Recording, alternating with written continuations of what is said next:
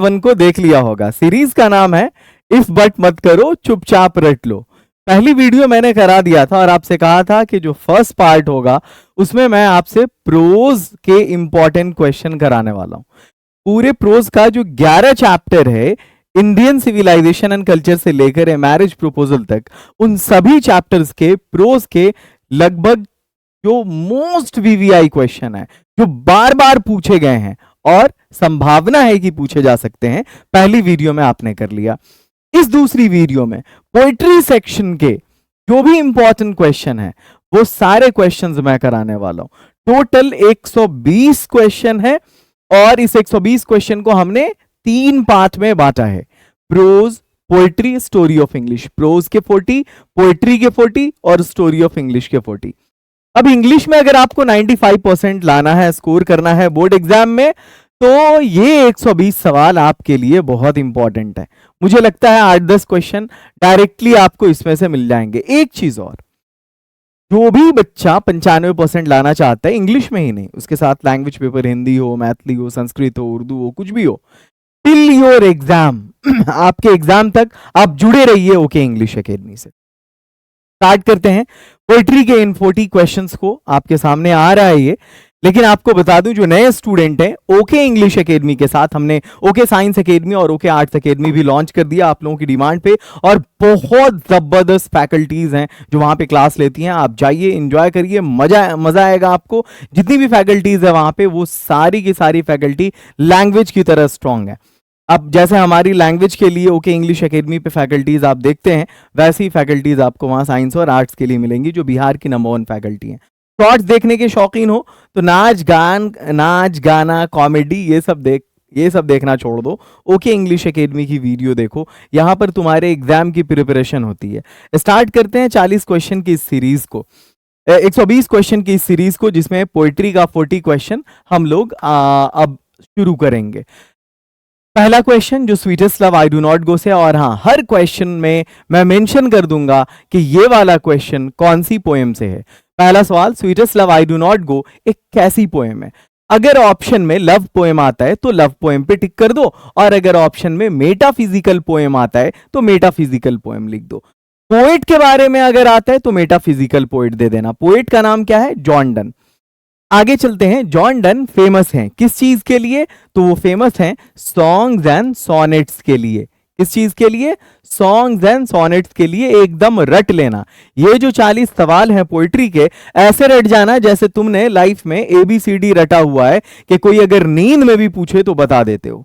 अगला सवाल, W.H. Auden got Pulitzer prize. W.H. Auden, जिनका पूरा नाम विंस्टन ह्यूज ऑर्डन था, ठीक है, इनको जो मिला था पुलिट्जर प्राइज, वो किस किताब के लिए मिला था? तो किताब का नाम था द एज ऑफ एंजाइटी। इस किताब के लिए 1948 में W.H. ऑर्डन को पुलिट्जर प्राइज मिला था। अगला सवाल है, केकी एंड दारूवाला बिलोंग्स टू, यानी केकी एंड दारूवाला कहां से बिलोंग करते हैं?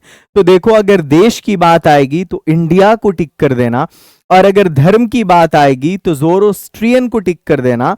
अगर हिंदी में लिखा हुआ होगा तो ज़ोरोस्ट्रियन की जगह पर पारसी भी लिखा हुआ होगा। कभी कभी पारसी भी लिखा रहता है, कभी कभी ज़ोरोस्ट्रियन भी लिखा रहता है। आप बस ये समझिए कि ये एक धर्म है, जैसे हिंदू, मुस्लिम, सिख, ईसाई हैं, वैसे ही पारसी भी एक धर्म है। तो केकी एंड दारूवाला जो आपकी पोएम फायर हिम के पोएट हैं, वो एक पुलिस ऑफिसर भी थे, एक इंडियन भी थे और एक ज़ोरोस्ट्रियन भी थे। आगे बढ़ते हैं। रूपर्ट ब्रूक, जिन्होंने द सोल्जर नाम की पोएम को लिखा है, वो लड़े, फाउट इन, पेशे से वो एक फौजी थे, सोल्जर खुद भी थे, और उन्होंने जो पोएम लिखा उसका नाम भी द सोल्जर था। इंग्लैंड की तरफ से उन्होंने फर्स्ट वर्ल्ड वॉर में लड़ा था, यानी इंग्लैंड को रिप्रेजेंट किया था उन्होंने फर्स्ट वर्ल्ड वॉर में। फर्स्ट वर्ल्ड वॉर 1914 से लेकर 1918 तक चला है, और एक ही साल बाद यानी 1915 में इनकी डेथ हो गई थी। ठीक है, अब चलो मैं आपको चैप्टर बता दे रहा हूं कौन किस पोएम से है। ये sweetest love I do not go से है, ये sweetest love I do not go से है। सवाल नंबर 3 now the leaves are falling fast से है। सवाल नंबर 4 फायर हिम से है। सवाल नंबर 5 ये द सोल्जर से है। आगे बढ़ते हैं। Rupert Brooke is called, Rupert Brooke को हम क्या कहते हैं, मतलब कौन सा पोएट कहते हैं? वॉर पोएट कहते हैं। क्यों? क्योंकि इन्होंने वॉर पे खूब लिखा है। बल्कि कहा जाता है कि इनकी जो पॉपुलैरिटी थी पोएट्री में, इनकी जो प्रसिद्धि थी कविता के क्षेत्र में, इंग्लिश पोएट्री में, वो मेनली इनके 5 सोनेट की वजह से है। वो सोनेट जो अंग्रेजी में 14 लाइन की पोएम है। आपका जो द सोल्जर है वो भी एक सोनेट है। तो इन्होंने अपनी लाइफ में 5 ऐसी पोएम लिखा, 5 ऐसी सोनेट लिखा जो इंग्लैंड के घर घर में पॉपुलर हो गया, और वो उनके पॉपुलैरिटी का रीजन था। आगे बढ़ते हैं। ये द सोल्जर वाली पोएम से है। The prams are dot dot dot, तो the prams are rolling on, खाली जगह को भरना है बस। ये वाली जो लाइन है वो now the leaves are falling fast से है। आगे चलते हैं। नंबर 8, ये माई ग्रैंड मदर्स हाउस का सवाल है कि कमला दास की ऑटोबायोग्राफी का नाम क्या था? तो इनकी आत्मकथा का नाम था माई स्टोरी।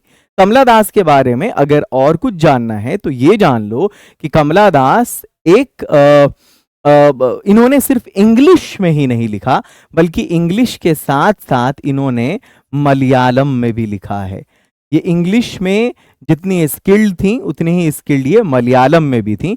मलयालम एक रीजनल लैंग्वेज है केरला की। जैसे हमारे यहाँ मिथिलांचल में मैथिली चलती है, केरला में वो मलयालम चलता है, तमिलनाडु में तमिल चलता है, आंध्रा में तेलुगु चलता है, कर्नाटक में कन्नड़ चलता है, उड़ीसा में उड़िया चलता है। तो ये जो है ना वो रीजनल लैंग्वेज। और आप एक चीज और यहां से रिलेट करता है एक और सवाल। इंडियन सिविलाइजेशन एंड कल्चर आपने पढ़ा होगा। महात्मा गांधी की ऑटोबायोग्राफी का नाम क्या था? My experiment with truth. और इनकी ऑटोबायोग्राफी का नाम है माई स्टोरी। W.H. ऑर्डन को जो पुलित्जर प्राइज मिला था वो 1948 में मिला था, मैंने पहले ही बता दिया। अच्छा हाँ, एक चीज और, वो शिफ्ट हो गए थे कहां से कहां? इंग्लैंड से अमेरिका, याद रखेंगे। W.H. ऑर्डन इंग्लैंड से अमेरिका शिफ्ट हुए, जबकि T.S. एलियट वो थे जो अमेरिका से इंग्लैंड शिफ्ट हुए। अमेरिका टू इंग्लैंड कौन? T.S. एलियट। और W.H. Auden England to America. आगे चलिए। मैकेविटी कैसी कैट है? अगर ऑप्शन में आए जिंजर कैट तो जिंजर दे देना, टॉल एंड थिन आए तो टॉल एंड थिन दे देना। ये आपका मैकेविटी द मिस्ट्री कैट से। Next question. Which poet is also called which poet is also a dramatist? जी हाँ, कौन से ऐसे पोइट हैं जो ड्रामेटिस्ट भी हैं? तो T.S. एलियट। और अगर हाँ ठीक है, T.S. एलियट एक पोएट ही नहीं बल्कि एक ड्रामेटिस्ट भी हैं, और ड्रामेटिस्ट होने के साथ साथ ये क्रिटिक भी हैं, आलोचक भी हैं। पोएट भी हैं, क्रिटिक भी हैं, ड्रामेटिस्ट भी हैं। नाम है T.S. एलियट। नोबेल प्राइज मिला था 1948 में। किस चीज के लिए? लिटरेचर के लिए। कौन सा प्राइज मिला था? नोबेल प्राइज मिला था। कंफ्यूज मत होना, यहां पर भी 1948 है, लेकिन इस 1948 के पुलित्जर प्राइज की बात हो रही है जो W.H. ऑर्डन को मिला था, और यहां पर बात हो रही है 1948 के नोबेल प्राइज की जो T.S. एलियट को मिला। एन एपिटैफ वाली पोएम में जो लेडी है ना वो वेस्ट कंट्री से बिलोंग करती है, पश्चिम के देश से। और पोएट तुलना करता है सांप की किससे? एल्बैट्रस से। एल्बैट्रस उस चिड़िया, एक समुद्री चिड़िया है, शाहीन नाम है उसका। Next one. Who is called the pioneer of metaphysical poetry? Metaphysical poetry का पायनीर कौन कहलाता है? मेटाफिजिकल पोइट्री का पायनीर का मतलब होता है मार्गदर्शक। क्या? मार्गदर्शक। मेटाफिजिकल पोइट्री का पायनीर जॉन डन को कहा जाता है, जिन्होंने 42 साल की उम्र में ऑर्डिनेशन एक्सेप्ट किया और एक पादरी बन गए। घाट फायर हिम वाली पोएम में जो शमशान घाट है वो कहां पर लोकेट कर रहा है? तो नदी के पास।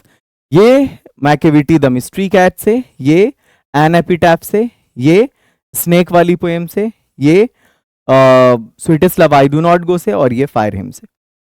अगला है ऑटम किसके साथ कंस्पायर कर रहा है? कंस्पायर का मतलब होता है साजिश करना, तो ऑटम सूरज के साथ साजिश कर रहा है। अगला है किस तरह के लवर कभी पार्ट अवे नहीं होते? पार्ट अवे का मतलब होता है बेटा जुदा होना। क्या? जुदा होना। तो ट्रू लवर्स कभी पार्ट अवे नहीं होते, कभी जुदा नहीं होते। सूरज के पास क्या नहीं है? सेंस एंड डिजायर नहीं है।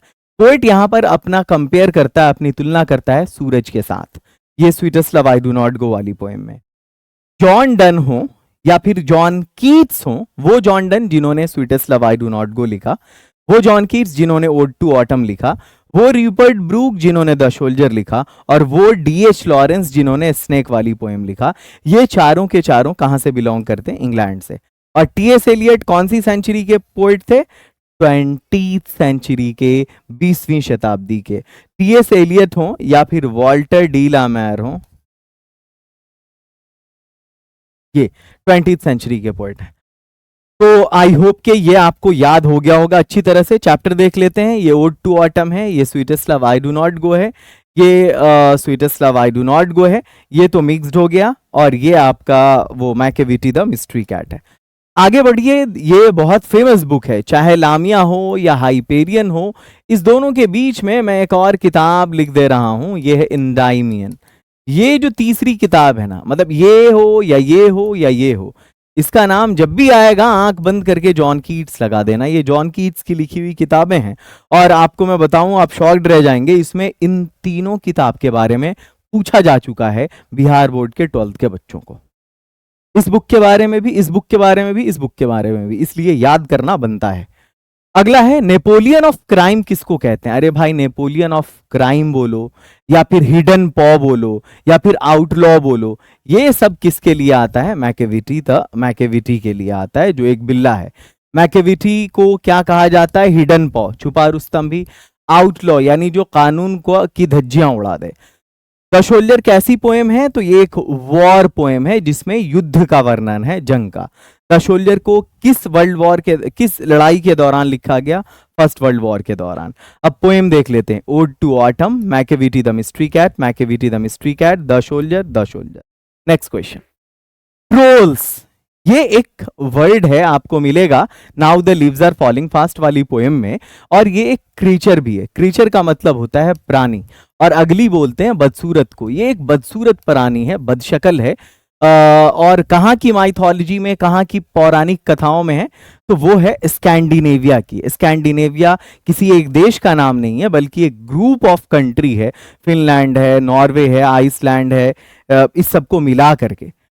आगे चलते हैं। केकीएन दारूवाला एक पुलिस ऑफिसर भी थे और धर्म से पारसी भी थे। जॉन डन को लगता है कि कौन सी चीज निश्चित है? मौत निश्चित है, डेथ सर्टेन है। रूपर्ट ब्रूक के मरने की जो वजह है, अच्छा मैं आपको बता दूं कि ये जो जॉन कीट्स हैं, ओड टू ऑटम के जो पोएट हैं, उनके मरने की वजह क्या थी पता है? उनके मरने की वजह थी ट्यूबरकुलोसिस यानी टीबी, और इनके मरने की जो वजह है रूपर्ट ब्रूक के, वो है सेप्टिसीमिया। तो चाहे वो जॉन कीट्स हो या फिर ये रूपर्ट ब्रूक हो, दोनों का जो डेथ का रीजन है वो इंपॉर्टेंट है एग्जाम के पॉइंट ऑफ व्यू से। बाकी का क्यों नहीं बताया गया? क्योंकि वो उतना इंपॉर्टेंट नहीं है, ये इंपॉर्टेंट है, एग्जाम में पूछता है। अगला है, ज़ोरोस्ट्रियन लोग जो होते हैं, पारसी लोग, डिस्पोज करते हैं, अपनी डेड बॉडी को ले जाके छोड़ते हैं, डाल देते हैं। कहाँ पे? टावर ऑफ साइलेंस नाम का एक क्या बोलते हैं स्ट्रक्चर होता है जो आबादी से बाहर होता है, वहां ले जाकर लाश को छोड़ देते हैं, जहां चील गीत कौवे खा जाते हैं। फायर हिम में पढ़ेंगे आप इसको। पोएम देख लेते हैं एक बार कौन कौन सी है। ये now the leaves are falling fast से है, ये फायर हिम से है, ये sweetest love I do not go से है, ये द सोल्जर से है, ये फायर हिम से है। आगे है peacock pi and songs for children. ये दो बहुत फेमस बुक्स हैं, और इसको लिखा किसने है? वॉल्टर डी ला मैर ने। वॉल्टर डी ला मैर को ऑर्डर ऑफ मेरिट अवार्ड मिला था, पता है कब मिला था? 1956 में इनको ये अवार्ड मिला था। 1953 में अवार्ड मिला था वॉल्टर डी ला मैर को, और अवार्ड का नाम था ऑर्डर ऑफ मेरिट, और जिसके हाथ मिला उस बंदी का नाम था क्वीन एलिजाबेथ टू। क्या नाम था?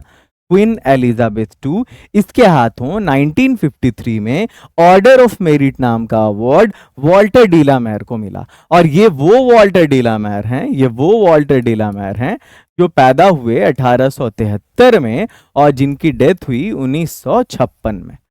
नेक्स्ट वन है इन सिसिली। सिसिली एक जगह है जो इटली में पड़ता है। तो डीएच लॉरेंस उस दौरान सिसिली में रह रहे थे।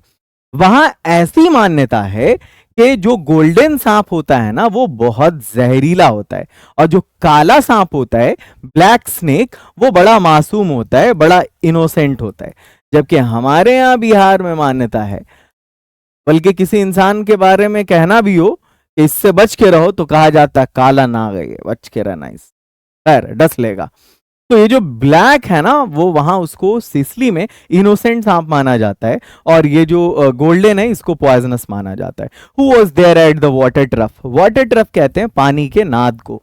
पानी के नाद के पास कौन था पोएट से पहले? तो स्नेक, सांप था, इसलिए पोएट को वेट करना पड़ा। सेकंड कमर पोएट थे और फर्स्ट कमर कौन था? सांप था। वॉल्ट व्हिटमैन कहां से बिलोंग करते हैं? अमेरिका से। वॉल्ट व्हिटमैन कौन? वही जिनको पीपल्स पोएट कहा जाता है, पीपल्स पोएट कहा जाता है, पीपल्स पोएट कहा जाता है, वही जिन्होंने सॉन्ग ऑफ माई सेल्फ लिखा है।